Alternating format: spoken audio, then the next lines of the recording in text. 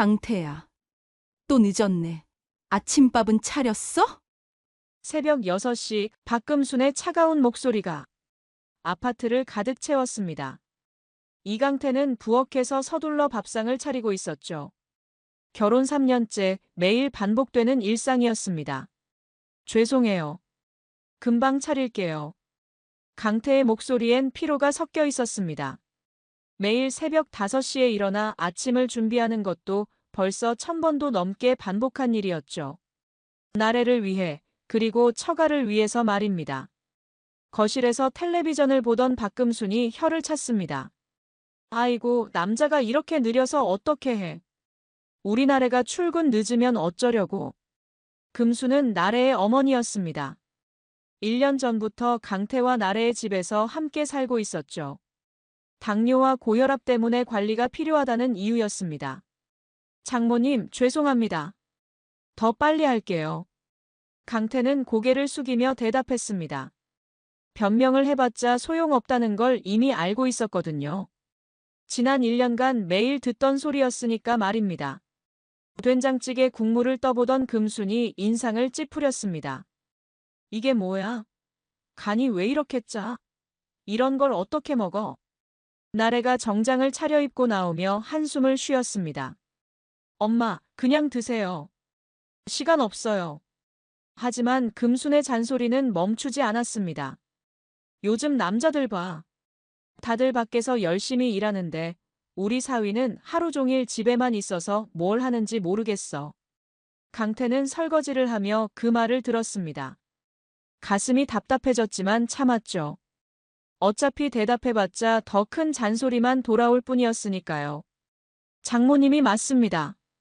저도 일자리를 찾고 있어요. 일자리? 3년째 찾고 있다면서 아직도 못 찾았어?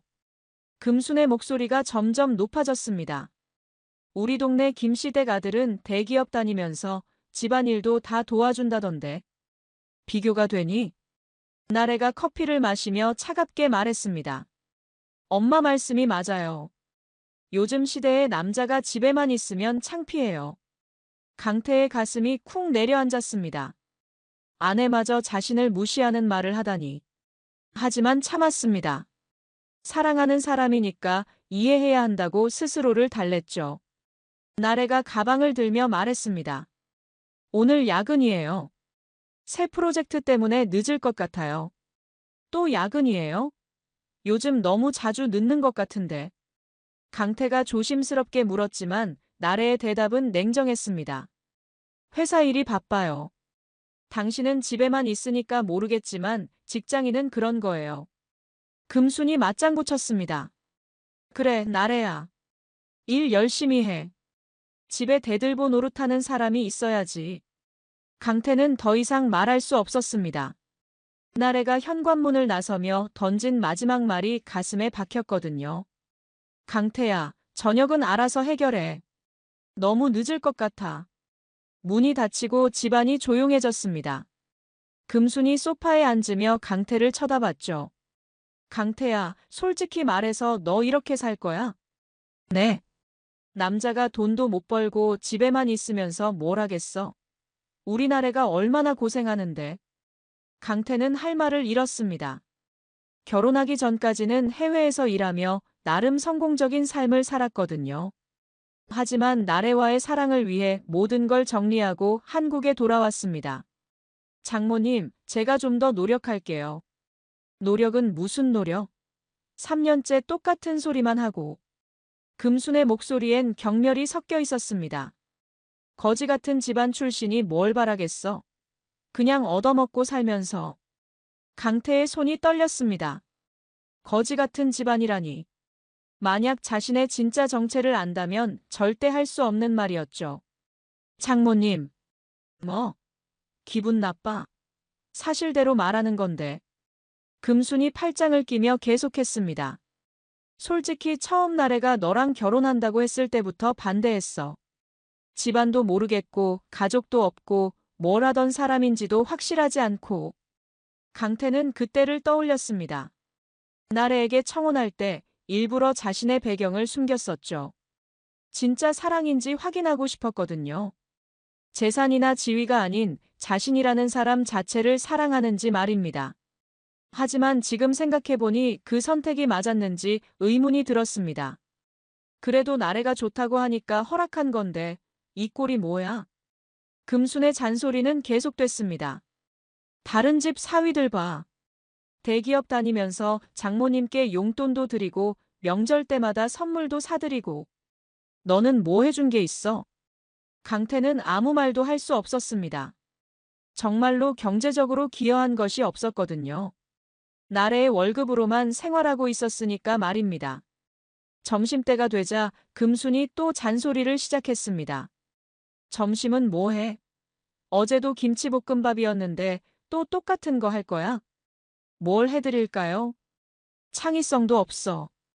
다른 남자들은 요리도 잘하던데. 강태는 냉장고를 열어봤습니다. 변변한 재료가 없었죠. 나래가 장을 제대로 봐오지 않았거든요. 요즘 야근이 잦다는 핑계로 말입니다. 장모님, 잠깐 마트 다녀와서 재료 좀 사올게요. 그것도 결국 나래 돈으로 사오는 거잖아. 금순의 말에 강태는 움찔했습니다. 정말로 그랬거든요. 자신은 생활비에 전혀 기여하지 못하고 있었습니다. 마트에서 장을 보며 강태는 생각에 잠겼습니다. 정말 이대로 살아야 하는 건지, 언제까지 이런 모욕을 견뎌야 하는 건지 말입니다. 계산대에서 카드를 내밀며 마음이 무거워졌습니다. 나래 명의의 카드였거든요. 모든 게 나래 것이었고 자신은 정말로 얻어먹고 사는 신세나 다름없었습니다. 집으로 돌아오니 금순이 전화통화를 하고 있었습니다. 응, 맞아.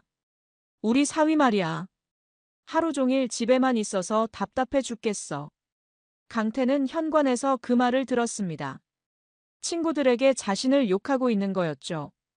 일도 안 하고 돈도 안 벌고 그냥 빈둥거리기만 하니까. 나래가 얼마나 고생하는데. 강태의 자존심이 무너져 내렸습니다. 하지만 어쩔 수 없었죠.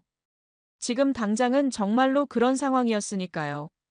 저녁 시간이 되어도 나래는 들어오지 않았습니다. 강태가 전화를 걸었습니다. 나래야, 언제 와? 아, 깜빡했다. 정말 늦을 것 같아. 먼저 자. 목소리가 어딘지 어색했습니다. 배경으로 들리는 소음도 회사 같지 않았어요. 음악 소리와 사람들의 웃음소리가 들렸거든요. 어디야? 회사 아닌 것 같은데. 회사 근처 카페야. 팀 회식이 있어서. 하지만 강태는 뭔가 이상함을 느꼈습니다. 나래의 목소리 톤이 평소와 달랐거든요. 마치 누군가에게 들키지 않으려고 조심하는 것 같았습니다. 그래, 그럼 조심해서 와. 전화가 끊어졌습니다. 강태는 휴대폰을 내려다보며 복잡한 기분이 들었습니다. 뭔가 잘못되고 있다는 직감이 들었거든요. 11시가 넘어서야 나래가 돌아왔습니다. 평소와 다른 향수 냄새가 났어요. 고생했어. 저녁은 먹었어? 응, 회사에서 먹었어. 나래는 대답도 성의 없이 하며 바로 샤워실로 향했습니다. 강태는 나래의 가방에서 나는 낯선 향수 냄새를 맡았죠. 분명히 나래가 평소 쓰는 향수가 아니었습니다. 샤워를 마친 나래는 침대에 눕자마자 휴대폰을 확인했습니다. 메시지가 와 있었나 봤어요. 얼굴에 미소가 스쳤거든요. 누구한테서 연락 왔어? 아, 회사 동료. 나래는 휴대폰을 뒤집어 놓으며 대답했습니다.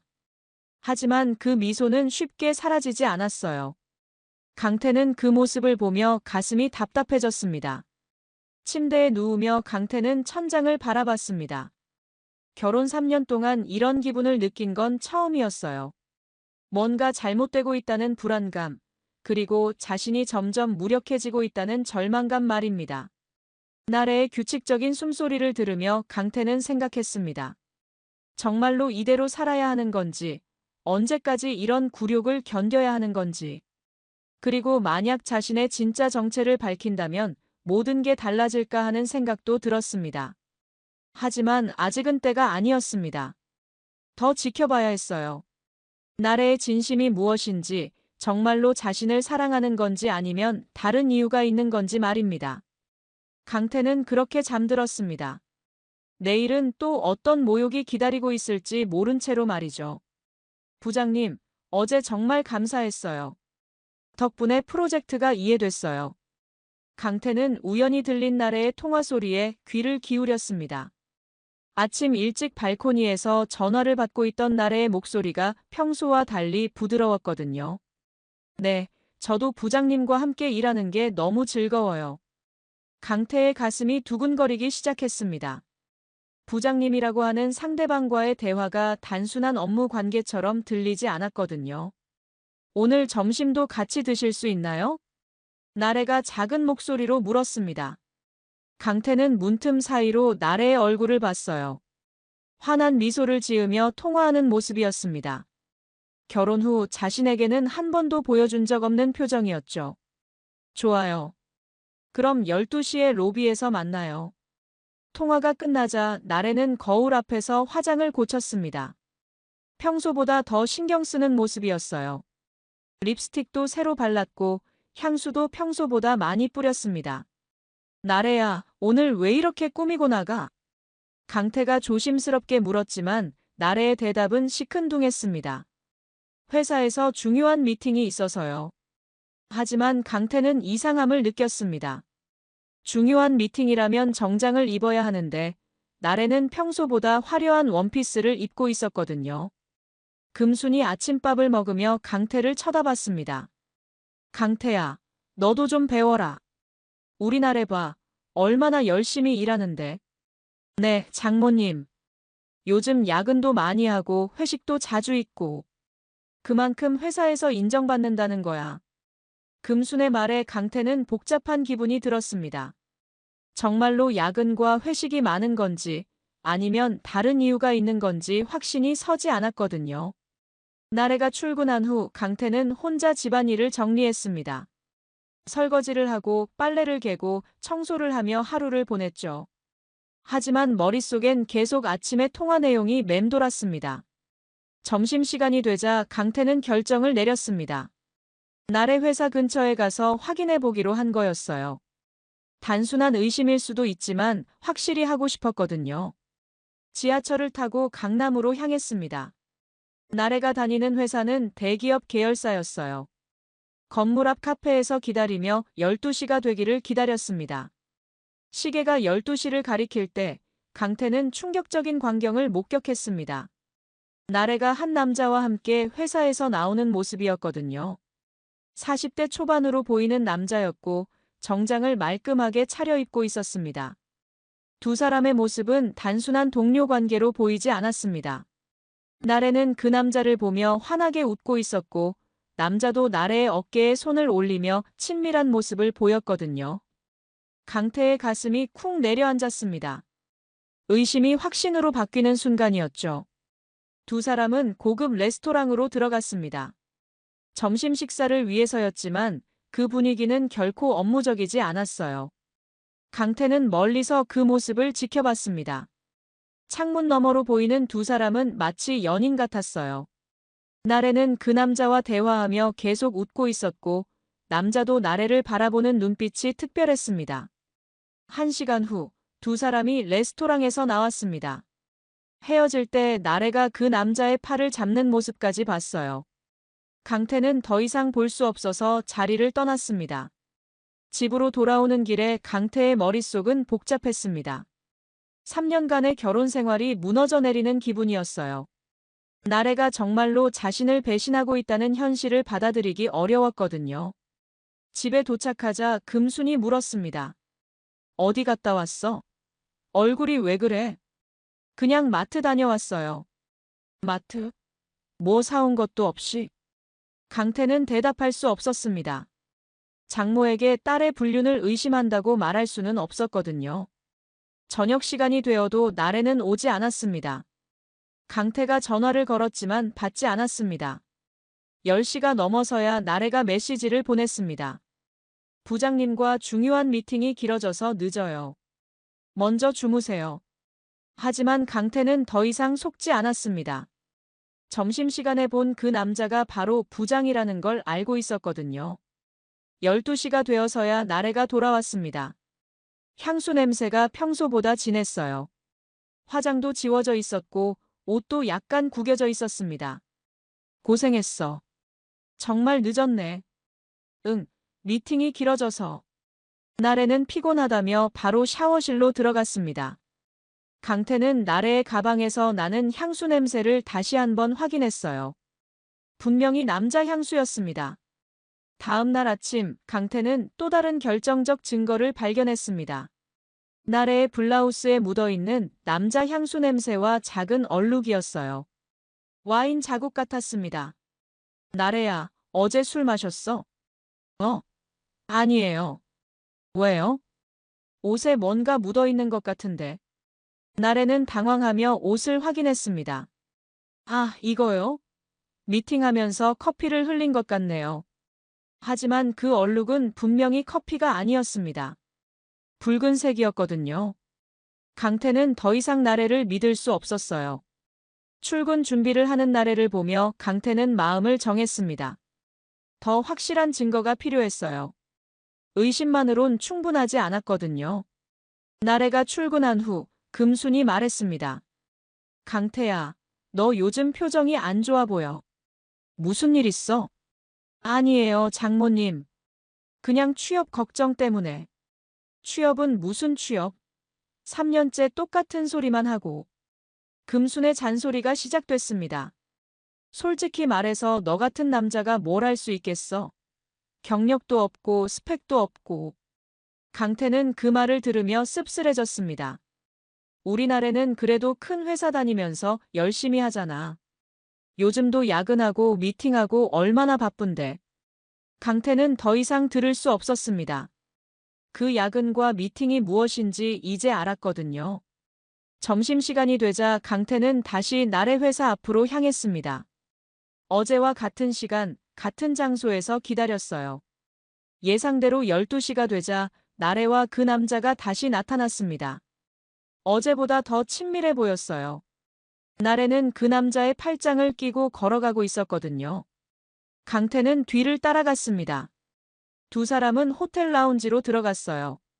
점심 식사가 아니라 음료를 마시며 대화를 나누는 것 같았습니다. 창문 너머로 본 두 사람의 모습은 확실했습니다. 나래는 그 남자의 손을 잡고 있었고 남자도 나래의 머리를 쓰다듬고 있었어요. 더 이상 의심할 여지가 없었습니다. 강태는 그 자리를 떠났습니다. 더 이상 볼 필요가 없었거든요. 모든 게 명확해졌습니다. 나래는 자신을 배신하고 있었고 그것도 상당히 오랫동안 계속되어 온 일이었어요. 집으로 돌아오며 강태는 생각했습니다. 이제 어떻게 해야 할지, 나래와 정면으로 맞서야 할지, 아니면 좀 더 지켜봐야 할지 말입니다. 하지만 한 가지는 확실했습니다. 더 이상 이런 굴욕을 당하고 살 수는 없다는 거였어요. 그리고 만약 나래가 먼저 이혼을 꺼낸다면 그때는 자신의 진짜 모습을 보여줄 때가 올 것이라는 생각도 들었습니다. 저녁이 되어 나래가 돌아왔을 때 강태는 평정심을 유지하려 노력했습니다. 아직 직접적으로 대화할 때는 아니었거든요. 하지만 더 이상 속지는 않을 거였어요. 강태야, 이번 주말에 내 친구들 만나러 가자. 금요일 저녁 나래가 갑자기 제안했습니다. 결혼 후 처음으로 친구들에게 강태를 소개하겠다는 거였어요. 정말? 괜찮을까? 뭐가 괜찮을까? 당연히 가야지. 나래는 명령조였습니다. 강태는 기분이 이상했지만 거절할 수 없었어요. 토요일 오후 강남의 고급 카페에서 모임이 있었습니다. 나래의 대학 친구들 5명이 모였어요. 모두 나래처럼 대기업에 다니거나 전문직에 종사하는 사람들이었습니다. 얘들아, 내 남편이야. 나래가 소개했지만 목소리에 자랑스러운 기색은 전혀 없었습니다. 오히려 의무적으로 하는 것 같았어요. 안녕하세요. 이강태입니다. 강태가 인사했지만 친구들의 반응은 시큰둥했습니다. 어머, 나래야. 남편분이 참 조용하시네. 김지현이라는 친구가 말했습니다. 직업이 뭐예요? 정은미가 물었습니다. 강태는 당황했어요. 지금은 집에서. 집에서 뭘 해요? 박소영이 끼어들었습니다. 취업 준비 중입니다. 나래가 얼굴을 붉히며 대답했어요. 아, 그래요? 결혼한 지 몇 년 됐는데 아직도 취업 준비해요? 친구들의 시선이 차가워졌습니다. 강태는 위축될 수밖에 없었어요. 3년 됐어. 취업이 쉽지 않네. 나래가 한숨을 쉬며 말했습니다. 3년이나? 그럼 그동안 뭘 하고 산 거예요? 이현주가 날카롭게 물었습니다. 강태는 대답하기 어려웠어요. 집안일 돕고. 집안일? 요즘 시대에 남자가 집안일만 해요? 친구들이 수군거리기 시작했습니다. 나래의 얼굴이 점점 어두워졌어요. 솔직히 답답해 죽겠어. 나래가 갑자기 터뜨렸습니다. 남편이 집에서 빈둥거리니까 스트레스가 이만저만이 아니야. 강태는 당황했습니다. 나래가 친구들 앞에서 자신을 깎아내리고 있었거든요. 나래야. 뭐? 틀린 말했어? 나래의 목소리가 높아졌습니다. 너희들은 좋겠다. 남편들이 다 능력 있고 돈도 잘 벌고. 맞아. 우리 남편은 외국계 회사 다니면서 연봉도 괜찮거든. 지현이 맞장구 쳤습니다. 우리 남편은 의사야. 그래서 경제적으론 여유가 있어. 은미도 자랑했습니다. 부러워. 나는 혼자 벌어서 집안 경제 책임지고 있어. 그래도 사랑해서 결혼한 거 아니야? 소영이 위로하듯 말했지만 나래의 반응은 차가웠습니다. 사랑? 사랑만으로 살 수 있으면 좋겠네. 강태는 더 이상 참을 수 없었습니다. 나래야, 집에 가자. 왜? 아직 시간 많아. 하지만 친구들은 이미 강태를 향한 시선이 동정 어린 것으로 바뀌어 있었어요. 나래 정말 고생이 많겠네. 현주가 말했습니다. 맞아. 남자가 경제력이 없으면 힘들지. 지현도 거들었습니다. 나래야, 너 정말 대단해. 혼자서 모든 걸 책임지고. 친구들의 위로 섞인 동정이 강태에겐 모욕으로 들렸습니다. 집으로 돌아오는 길에 나래가 말했습니다. 강태야, 창피해 죽을 뻔했어. 뭐가? 친구들 앞에서 남편 소개하는데 할 말이 없더라고. 강태는 가슴이 쓰라렸습니다. 그럼 왜 데려간 거야? 그냥. 한 번은 보여줘야 할 것 같아서. 집에 도착하자 금순이 물었습니다. 어떻게 됐어? 친구들이 뭐래? 나래가 한숨을 쉬며 대답했습니다. 뭘 어떻게 해? 부끄러워서 말도 못하겠어. 그럴 줄 알았어. 친구들 남편은 다 잘 나갔을 텐데. 금순도 거들었습니다. 강태는 자리를 피했어요. 그날 밤 나래가 먼저 말을 꺼냈습니다. 강태야, 우리 진지하게 이야기해야겠어. 뭔 이야기? 솔직히 말할게. 나 이렇게 못 살겠어. 강태의 심장이 쿵 내려앉았습니다. 뭐가 힘들어? 모든 게 힘들어. 혼자서 돈 벌고 생활비 대고 그런데 너는 집에만 있고. 강태는 할 말을 잃었습니다. 그리고 솔직히 말하면 다른 사람을 만나고 있어. 뭐라고? 강태가 충격을 받았지만 이미 예상하고 있던 일이었어요. 정윤호 부장님이야. 나를 이해해주고 인정해줘. 너와는 달라. 나래의 말에 강태는 분노가 치밀어 올랐습니다. 그래서 이혼하자. 나래가 단호하게 말했습니다. 이혼? 응. 더 이상 의미 없어. 너도 행복하지 않을 거고 나도 마찬가지야. 금순이 방에서 나와 상황을 파악했습니다. 뭔 소리야? 이혼? 엄마, 저 더 이상 못 견디겠어요. 나래가 눈물을 흘리며 말했습니다. 이 사람과 살면 제가 망가져요. 금순이 강태를 노려보며 말했습니다. 그럴 줄 알았어. 결국 이렇게 되는구나. 장모님. 뭐? 억울해. 금순의 목소리가 날카로워졌습니다. 거지 같은 집안에서 올라온 주제에 우리 나래한테 뭘 바라겠어? 거지 같은 집안이라고요? 강태의 목소리에 처음으로 분노가 섞였습니다. 그래, 거지 같은 집안. 뭐가 틀렸어? 금순이 더욱 독설을 퍼부었습니다. 가족도 없고 돈도 없고 능력도 없고. 그런 게 거지 집안 아니면 뭐야?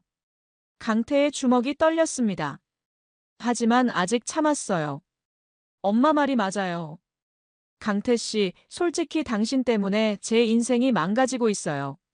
나래가 쐐기를 박았습니다. 윤호 부장님은 저를 소중하게 여겨주세요.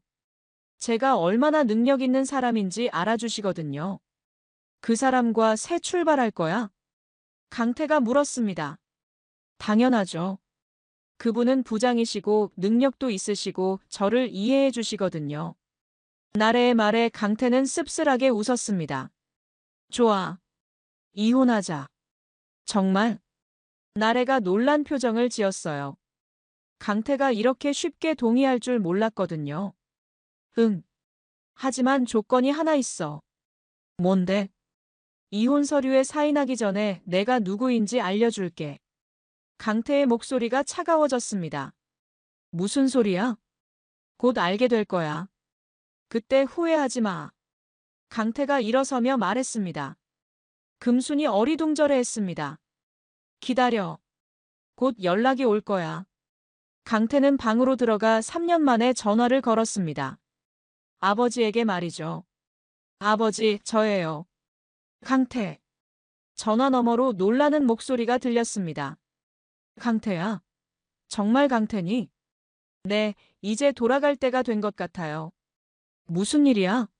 갑자기. 이혼할 거예요. 그리고 이제 내 정체를 밝힐 거예요. 이재현 회장의 목소리가 단단해졌습니다. 알겠다. 내가 처리하마. 강태는 전화를 끊고 나래와 금순을 바라봤습니다. 두 사람은 강태의 변한 분위기를 느끼고 있었어요. 그리고 그날 밤 대한그룹 비서실은 바쁜 하루를 보내게 됐습니다. 다음 날 아침 나래의 휴대폰이 요란하게 울렸습니다. 여보세요? 나래 씨죠? 저는 대한그룹 비서실 과장 김태식입니다. 나래는 갑자기 걸려온 전화에 당황했어요. 네. 대한그룹이요? 혹시 남편분이 이강태 씨 맞으신가요? 맞는데. 무슨 일이세요? 오늘 오전 10시에 저희 본사로 오실 수 있으시겠습니까? 중요한 말씀 드릴 게 있어서요. 전화가 끊어지고 나래는 어리둥절했습니다. 대한그룹이라면 국내 5대 그룹 중 하나였거든요. 강태야, 방금 대한그룹에서 전화 왔는데. 강태는 침착하게 대답했습니다. 그래? 뭐라고 해? 너 관련해서 본사로 오래. 무슨 일이야? 곧 알게 될 거야. 강태의 태도가 어제와는 완전히 달라져 있었습니다. 차분하면서도 자신감이 넘쳤어요. 금순도 상황을 파악하고 나섰습니다. 대한그룹? 왜 거기서 전화가 와? 모르겠어요. 그럼 가봐야지. 무슨 일인지. 오전 10시 강남 대한그룹 본사 앞에 선나래와 금수는 압도당했습니다. 50층짜리 초고층 건물이 하늘을 찌를 듯 솟아 있었거든요. 여기가 맞나? 나래가 중얼거렸습니다. 로비에 들어서자 대리석으로 꾸며진 웅장한 공간이 펼쳐졌어요. 실례합니다. 잠깐만요. 접수대 직원이 안내했습니다. 엘리베이터를 타고 45층으로 올라갔어요. 문이 열리자 고급스러운 인테리어의 비서실이 나타났습니다. 잠시만 기다려주세요. 김태식 과장이 나와서 인사했습니다. 정장을 말끔하게 차려입은 40대 중반의 남성이었어요. 혹시 무슨 일인가요? 나래가 불안한 마음에 물었습니다. 곧 회장님께서 직접 설명해 드릴 겁니다. 회장님이요? 금순이 놀라 되물었어요. 대한그룹 회장을 직접 만난다는 건 상상도 못했거든요. 잠시 후 회의실 문이 열렸습니다.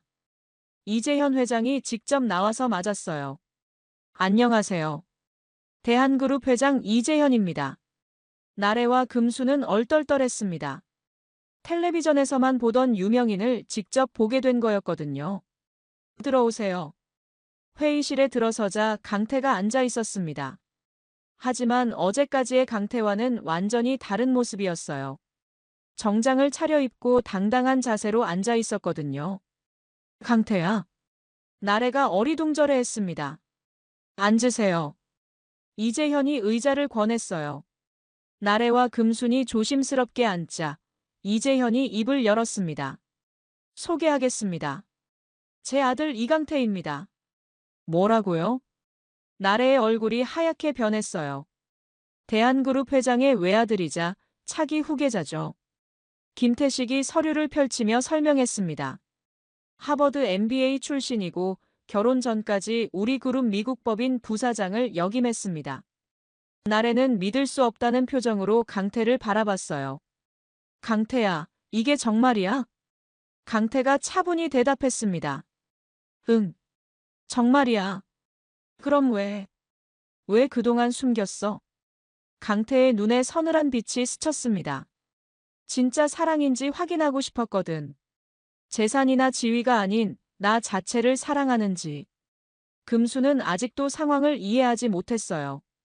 그럼 3년 동안 우리를 거지 집안이라고 하셨죠? 강태가 차갑게 물었습니다. 금순의 얼굴이 창백해졌어요. 그때는 몰라서가 아니라 알려고 하지 않았잖아요. 강태의 목소리에 분노가 섞였습니다. 3년 동안 한 번도 내 과거에 대해 궁금해하지 않으셨어.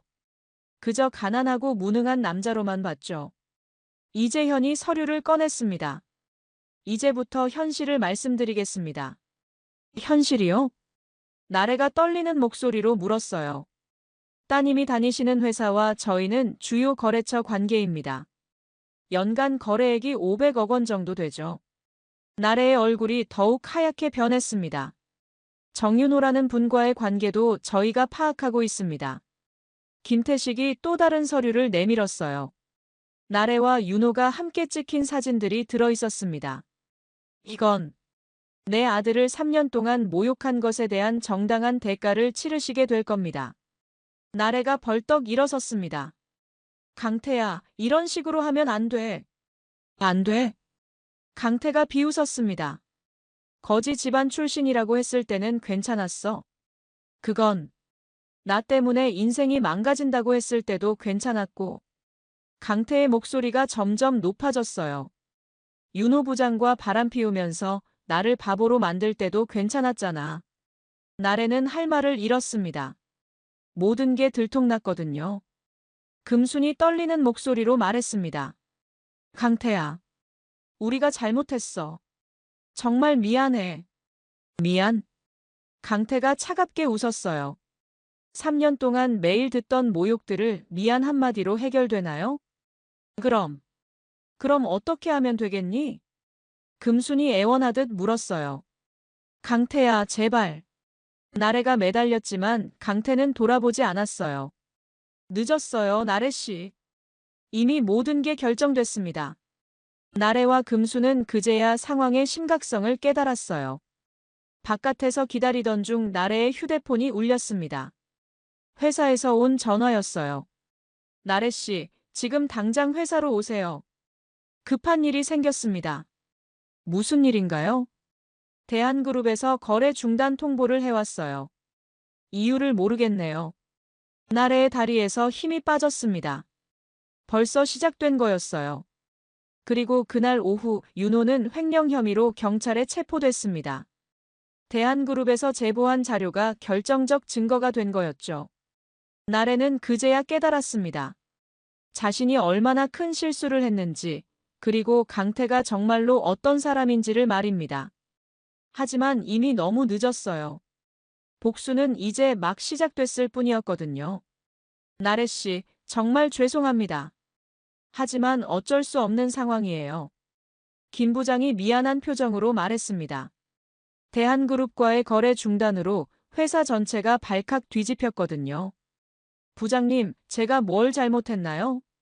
나래가 간절히 물었지만 김 부장은 고개를 저었어요. 회사 차원에서 결정된 일입니다. 더 이상 말씀드릴 수 없어요. 사실 김 부장도 정확한 이유를 몰랐어요. 위에서 갑자기 나래를 해고하라는 지시가 내려왔거든요. 그럼 제가 그만둬야 하는 건가요? 유감스럽지만 그렇습니다.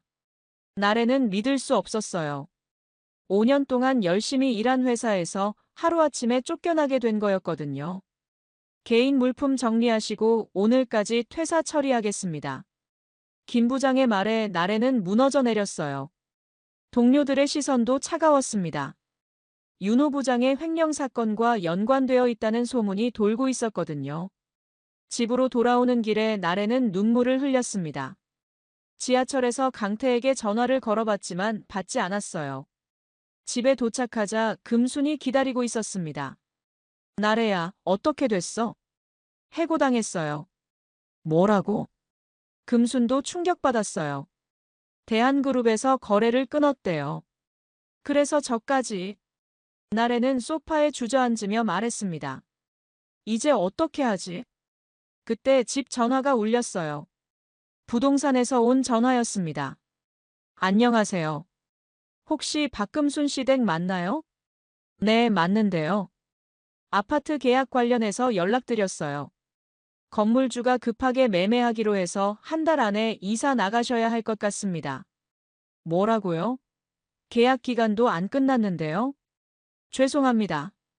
건물주 사정이 급해서요. 전화가 끊어지자 금수는 당황했어요. 이것도 강태 때문인가? 아마도요. 나래가 힘없이 대답했어요. 며칠 후 나래는 새 직장을 찾기 위해 이력서를 넣기 시작했습니다. 하지만 결과는 참담했어요. 죄송합니다. 다른 분으로 결정됐습니다. 현재 채용 계획이 없습니다. 조건에 맞지 않으시네요. 모든 회사에서 거절당했어요. 엄마, 아르바이트라도 해야겠어요. 나래가 절망적으로 말했습니다. 그래야겠구나. 금순도 현실을 받아들일 수밖에 없었어요. 나래는 편의점 야간 아르바이트를 시작했습니다. 전에 받던 월급의 절반도 안 되는 금액이었죠. 어서 오세요. 밤 10시부터 아침 7시까지 나래는 편의점에서 일했습니다. 술 취한 손님들을 상대하고 도시락을 데워주고 계산을 처리했어요. 매일 이런 일들의 연속이었습니다. 과거 사무실에서 정장을 입고 일하던 때가 꿈 같았어요. 한편 강태는 대한그룹 회장실에서 아버지와 회의를 하고 있었습니다. 아들아, 이제 그만해도 되지 않겠니? 이재현이 조심스럽게 물었어요. 아직 충분하지 않아요, 아버지. 강태의 목소리는 차가웠습니다. 3년 동안 당한 모욕을 생각하면 이 정도는 아무것도 아니에요. 하지만 너무 심하게 하면. 심하다고요? 이재현은 더 이상 말릴 수 없었어요. 아들의 마음속 상처가 얼마나 깊은지 알았거든요. 알겠다. 네가 원하는 대로 해라. 감사합니다, 아버지. 그날 밤 나래는 편의점에서 일하다가 강태를 만났습니다. 고급 승용차에서 내린 강태는 완전히 다른 사람이 되어 있었어요. 강태야. 나래가 떨리는 목소리로 불렀지만 강태는 차갑게 쳐다봤을 뿐이었습니다. 안녕하세요, 나래씨. 존댓말까지 하는 강태를 보며 나래의 가슴이 아팠어요. 이제 그만하면 안 될까? 내가 잘못했어. 그만하다니요? 강태가 비웃었습니다. 아직 시작도 안 했는데요. 제발, 강태야. 우리 다시요? 강태의 눈에 차가운 빛이 스쳤어요. 거지 집안 출신과 다시 사는 건 싫지 않으세요? 나래는 할 말을 잃었습니다. 자신이 했던 말들이 그대로 돌아오고 있었거든요. 뭐해? 손님인데 계산해야지. 네, 죄송합니다. 나래가 다시 계산대로 돌아갔어요. 강태는 물 한 병을 사며 말했습니다. 열심히 하세요. 앞으로도 계속 이런 일 하게 될 테니까. 강태가 나가고 나서 나래는 눈물을 참을 수 없었어요. 과거의 자신이 얼마나 오만했는지, 그리고 강태에게 얼마나 잔인했는지 깨달았거든요. 집에 돌아오니 금순이 기다리고 있었습니다. 엄마, 왜 안 주무세요? 나래야, 우리 정말 잘못했구나. 금순의 목소리에 후회가 가득했어요. 강태가 그런 대단한 사람인 줄 몰랐어. 이제 와서 후회해도 늦어요. 나래가 지쳐서 말했습니다. 그럼 어떻게 해야 하지? 모르겠어요. 강태는 이미 마음을 정한 것 같아요. 그날 밤 나래는 잠들지 못했습니다. 과거의 기억들이 하나씩 떠올랐어요. 강태가 매일 아침 일찍 일어나 밥을 차려주던 모습, 자신이 힘들어할 때 조용히 위로해주던 모습들 말입니다. 그 모든 걸 당연하게 여겼던 자신이 부끄러웠어요. 그리고 이제 와서야 강태가 얼마나 소중한 사람이었는지 깨달았습니다. 윤호는 구치소에서 면회를 거부당했고 나래를 도와줄 사람은 아무도 없었어요. 친구들도 하나둘씩 연락을 끊었습니다. 한 달 후, 나래에게 뜻밖의 연락이 왔습니다.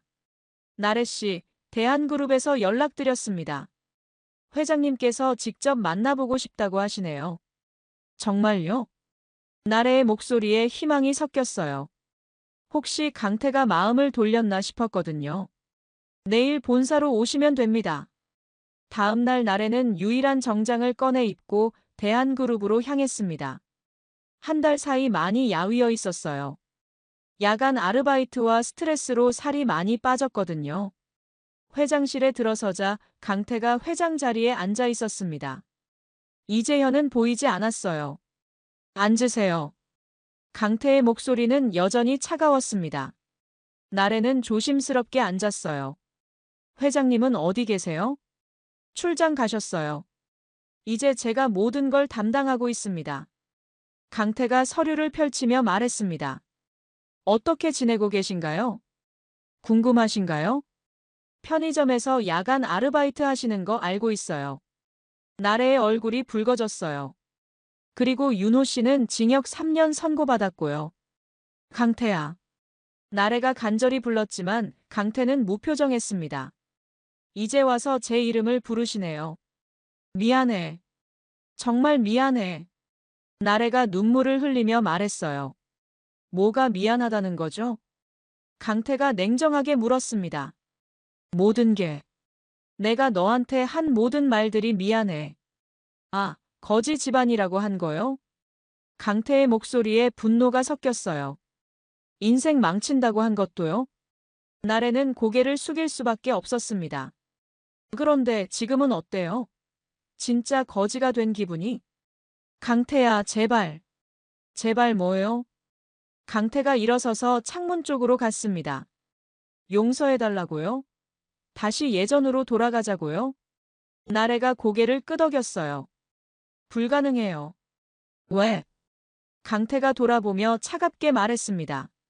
3년 동안 저를 사랑한 게 아니라 이용한 거잖아요. 그게 아니야. 나는 정말 뭐요? 강태의 눈에 서늘한 빛이 스쳤어요. 사랑했다고 하실 건가요? 그럼 왜 바람 피웠죠? 나래는 대답할 수 없었습니다. 윤호 부장과 함께 있을 때가 행복했나요? 강태야, 그건. 대답해보세요. 저와 함께 있을 때와 그 사람과 있을 때 중 언제가 더 행복했죠? 나래의 입술이 떨렸어요. 솔직히 말하면 윤호와 있을 때가 더 즐거웠거든요. 강태와는 달리 자신을 인정해주고 칭찬해줬으니까요. 대답 안 해도 알아요. 강태가 다시 자리에 앉으며 말했습니다. 3년 동안 제가 당신에게 뭐였는지 말해보세요. 나래는 할 말을 잃었습니다. 정말로 강태가 자신에게 무엇이었는지 생각해 본 적이 없었거든요. 말할 수 없죠? 그럼 제가 말해드릴게요. 강태가 서류를 넘기며 계속했습니다. 저는 당신에게 편리한 도구였어요. 집안일 해주고 심부름 해주고 장모님 시중 들어주는. 강태야. 그런데 그 도구가 돈을 못 벌어서 짜증났던 거죠. 강태의 말이 가슴에 박혔어요. 나래는 부인할 수 없었거든요. 그래서 더 나은 도구를 찾은 거고요. 윤호라는. 나래가 무릎을 꿇었습니다. 강태야, 제발 한 번만 용서해줘. 이제 정말 깨달았어. 깨달았다고요? 네. 당신이 얼마나 소중한 사람인지, 내가 얼마나 바보였는지. 그런데 왜 이제서야 깨달았을까요? 강태가 비웃었습니다. 제가 재벌 아들이라는 걸 알고 나서 깨달은 거 아닌가요? 아니야. 그게 아니야. 그럼 언제부터 깨달았죠? 나래는 대답할 수 없었습니다. 정말로 강태의 정체를 안 후부터 후회하기 시작했거든요. 역시 그렇네요. 강태가 일어서며 말했습니다. 만약 제가 계속 무직이었다면 지금도 저를 거지 집안 출신이라고 했을 거예요. 나래는 부인할 수 없었어요. 그게 사실이었거든요. 그럼 진짜 사랑이 뭔지 아세요? 강태가 창밖을 바라보며 말했습니다. 상대방이 아무것도 없어도, 아무 능력이 없어도 그 사람 자체를 사랑하는 거예요. 나래의 눈물이 흘러내렸어요. 하지만 당신은 저를 사랑한 게 아니라 저의 쓸모를 평가했어요. 그리고 쓸모없다고 판단하니까 버린 거고요. 강태가 나래를 차갑게 내려다봤습니다. 이제 와서 다시 필요하다고. 재벌 아들이니까. 나래는 더 이상 변명할 수 없었어요. 강태의 말이 모두 사실이었거든요. 죄송합니다. 나래가 고개를 숙이며 말했습니다. 이제야 인정하시네요. 강태가 비서에게 신호를 보냈어요.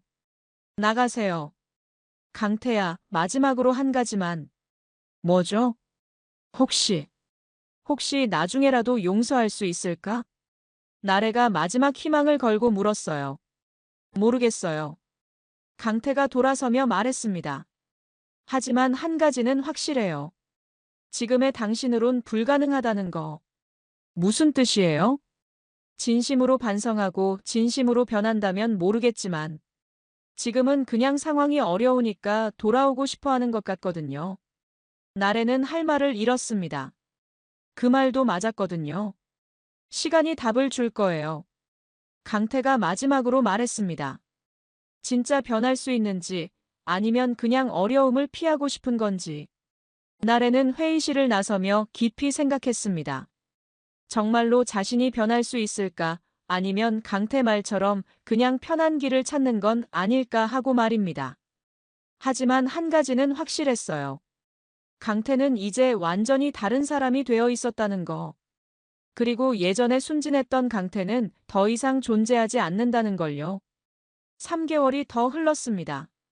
나래의 상황은 더욱 악화되어 있었어요. 엄마, 병원 가셔야 해요.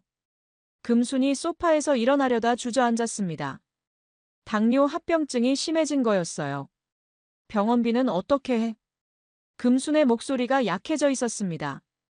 제가 어떻게든 마련할게요.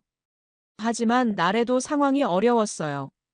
편의점 아르바이트만으론 생활비도 빠듯했거든요. 병원에서 진단받은 결과는 심각했습니다. 당뇨성 신증이 진행됐네요. 정기적인 치료가 필요합니다. 의사의 말에 나래는 절망했어요. 비용은 얼마나 들까요? 200만 원 정도는 예상하셔야 할 것 같아요. 나래의 다리에서 힘이 빠졌습니다. 자신의 한 달 수입과 맞먹는 금액이었거든요. 일단 응급처치만 하고 나왔지만 근본적인 치료는 받을 수 없었어요. 돈이 없었거든요. 집으로 돌아오며 나래는 절망에 빠졌습니다. 어머니의 병원비를 마련할 방법이 전혀 보이지 않았어요. 나래야, 미안해. 금순이 침대에 누우며 말했습니다. 엄마 때문에 너까지 고생하네. 무슨 말씀이세요? 제가 돌봐드려야죠. 하지만 금순의 죄책감은 더 컸어요. 우리가 강태한테 너무 심하게 했구나. 나래도 고개를 끄덕였습니다. 강태가 그동안 얼마나 잘해줬는지 이제야 알겠어. 맞아요. 매일 아침 일찍 일어나서 밥 해주고 엄마 아플 때마다 병원 모시고 다니고. 나래의 눈에 눈물이 고였어요. 그 모든 게 얼마나 소중한 일이었는지 몰랐어요. 우리가 너무 당연하게 여겼지. 금순도 후회하며 말했습니다. 강태는 한 번도 싫은 소리 안 했는데 우린 매일 잔소리만 했어. 그날 밤 나래는 강태와의 추억을 떠올렸습니다. 결혼 초기에 강태가 얼마나 다정했는지, 자신을 얼마나 아껴줬는지 말입니다. 여보, 뭐 하고 싶은 거 있어? 강태가 물어보면 나래는 시큰둥하게 대답했었어요. 별로 없어. 그럼 우리 여행이라도 갈까? 여행비는 어디서 나와? 그때도 나래는 강태의 제안을 무시했었습니다. 돈 걱정만 했었거든요. 하지만 이제 생각해보니 강태는 항상 나래를 행복하게 해주려고 노력했었어요. 경제적으로 어려운 상황에서도 말입니다. 반면 자신은 어땠을까요? 강태를 위해 뭘 해준 적이 있었나 돌아봤지만 아무것도 없었어요. 오히려 상처만 줬을 뿐이었습니다. 다음 날 편의점에서 일하던 중 나래는 강태의 소식을 들었습니다. 손님이 보던 경제신문에 강태의 사진이 실려 있었거든요. 대한그룹 차기 후계자 이강태, 신규 사업 론칭 성공. 기사를 읽어보니 강태가 새로운 IT 사업을 시작해서 큰 성공을 거뒀다고 했어요. 사진 속 강태는 자신감에 차 있었고 당당해 보였습니다. 나래는 그 모습을 보며 복잡한 마음이 들었어요. 자랑스러우면서도 한편으론 서글펐거든요. 자신이 있었다면 강태와 함께 그 성공을 나눌 수 있었을 텐데 하는 생각이 들었습니다. 하지만 이제 와서 후회해봤자 소용없었어요. 이미 모든 걸 잃었거든요. 그날 밤 집으로 돌아오니 금순의 상태가 더 악화되어 있었습니다. 엄마, 괜찮으세요? 어지러워서 못 일어나겠어.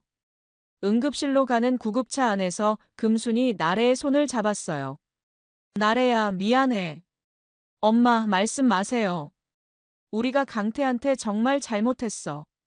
금순의 목소리가 약해지고 있었습니다. 거지 집안이라고 한 건 정말 용서받을 수 없는 말이었어. 엄마, 강태가 얼마나 좋은 사람이었는데 우린 그걸 몰라봤지. 나래도 눈물을 흘렸어요. 어머니의 말이 모두 사실이었거든요. 병원에서 의사가 말했습니다. 상태가 많이 악화됐네요. 당장 입원하셔야 할 것 같은데. 일단 응급처치만 하고 퇴원시킬 수밖에 없을 것 같아요. 의사가 안타까워하며 말했습니다. 하지만 위험할 수 있어요. 나래는 어떻게 해야 할지 몰랐어요. 어머니를 살리고 싶었지만 돈이 없었거든요. 그때 병실에서 누군가가 병원비를 대신 지불했다는 소식을 들었습니다. 누가 그러셨는지 아세요? 익명이라고 하네요. 나래는 직감적으로 알았어요. 강태였을 거라고. 집으로 돌아오며 나래는 강태에게 전화를 걸어봤습니다. 하지만 받지 않았어요. 대신 문자가 왔습니다. 어머님, 치료 잘 받으시길 바랍니다. 짧은 문자였지만 나래의 가슴을 울렸어요. 그토록 모욕했던 자신들을 여전히 챙겨주고 있다는 게 고마우면서도 부끄러웠거든요. 며칠 후 금순이 퇴원했습니다. 건강은 많이 회복됐어요. 나래야, 강태한테 고맙다고 전해줘. 금순이 눈물을 흘리며 말했습니다. 우리가 그렇게 심하게 했는데도 이렇게 도와주다니. 나래도 눈물을 참을 수 없었어요. 엄마, 우리 정말 잘못했어요. 그래. 이제라도 깨달은 게 다행이야. 그날 밤 나래는 편지를 썼습니다. 강태에게 보내는 감사와 사과의 편지였어요. 강태야, 어머니 치료비 도와줘서 정말 고마워. 우리가 그렇게 심하게 했는데도 이렇게 챙겨주다니. 이제야 깨달았어. 내가 얼마나 소중한 사람을 잃었는지. 3년 동안 나를 사랑해준 너에게 나는 상처만 줬구나.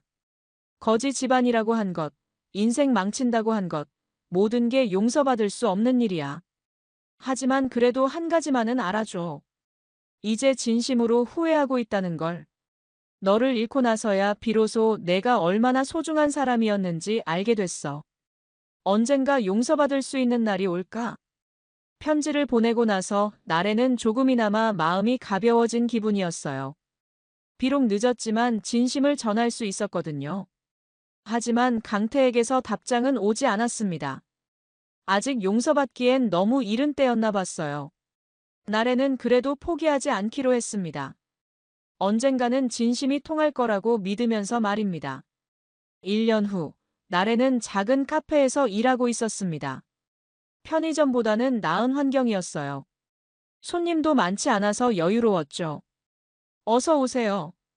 나래가 인사했지만 목소리를 듣고 깜짝 놀랐습니다. 강태였거든요. 커피 한 잔 주세요. 강태의 목소리는 여전히 차분했습니다. 하지만 예전처럼 차갑지는 않았어요. 나래는 떨리는 손으로 커피를 만들었습니다. 1년 만에 보는 강태였거든요. 여기서 언제부터 일했어요? 강태가 먼저 말을 걸었어요. 한 달 전부터요. 편의점보다는 낫겠네요. 네, 감사해요. 나래가 조심스럽게 대답했습니다. 어머님은 어떻게 지내세요? 덕분에 많이 좋아지셨어요. 정말 고마워요. 강태가 커피를 받으며 말했습니다. 제대로 치료받고 계신가요? 네. 병원비 걱정 없이 치료받고 있어요. 다행이네요. 잠시 침묵이 흘렀습니다. 나래는 용기를 내어 물었어요. 강태야, 앉아서 이야기할 수 있을까? 강태가 잠시 망설이더니 고개를 끄덕였습니다. 카페 구석자리에 앉자 나래가 먼저 입을 열었어요. 그동안 많이 생각해봤어. 뭘요? 우리가 함께했던 3년에 대해서. 강태는 커피를 마시며 들었습니다. 이제야 깨달았어. 내가 얼마나 이기적이었는지. 나래의 목소리에 진심이 담겨 있었어요. 너는 항상 나를 위해서 살았는데 난 나 자신만 생각했어. 강태는 아무 말 하지 않았습니다. 거지 집안이라고 했던 것, 정말 용서받을 수 없는 말이야.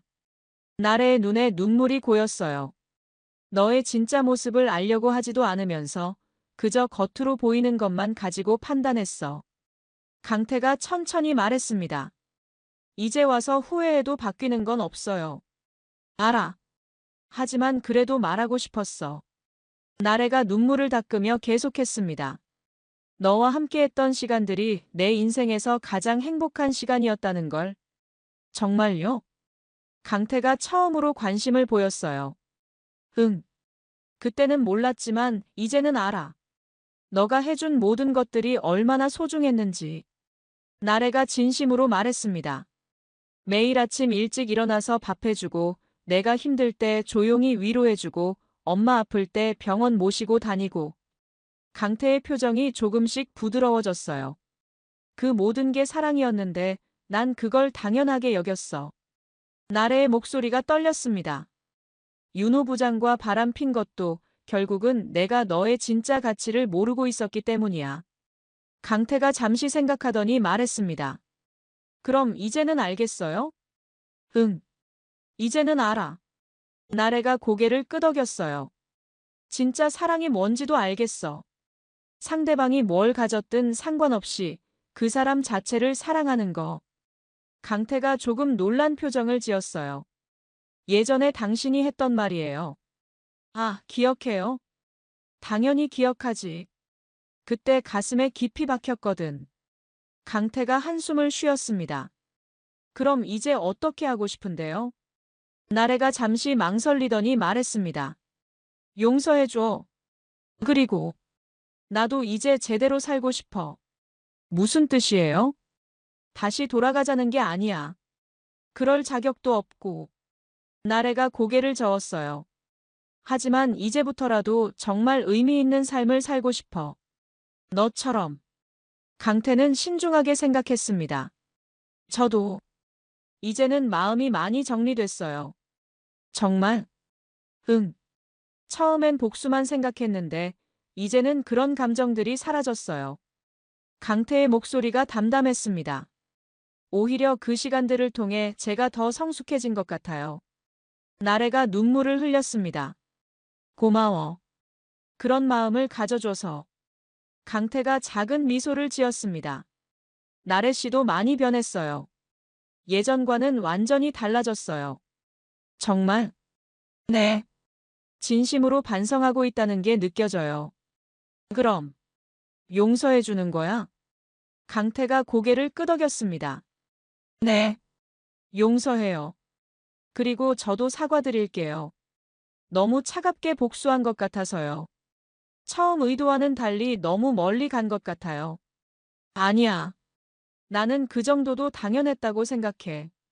한 달 후, 강태가 다시 카페에 들렀습니다. 어머니께 인사드리러 가려고 하는데 괜찮을까요? 물론이야. 엄마도 너한테 제대로 사과하고 싶어 하시거든. 다음 주말, 강태는 금순을 만나러 왔습니다. 강태야. 정말 미안하다.